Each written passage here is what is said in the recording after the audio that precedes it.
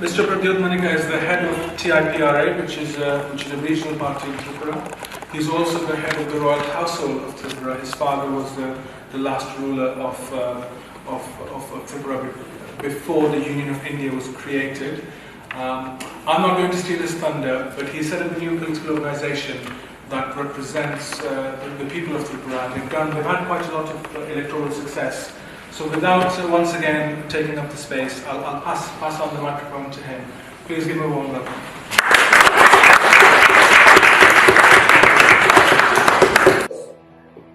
Let me start by saying that I come from a very tiny state in the northeast. A lot of the honourable members of parliament, a lot of dignitaries here.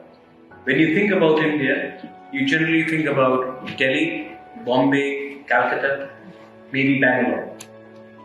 But you do not, or probably have not, Lucknow as well, but you haven't probably gone deeper into India. And India, which has had strong cultural links with your country. Many people may not be aware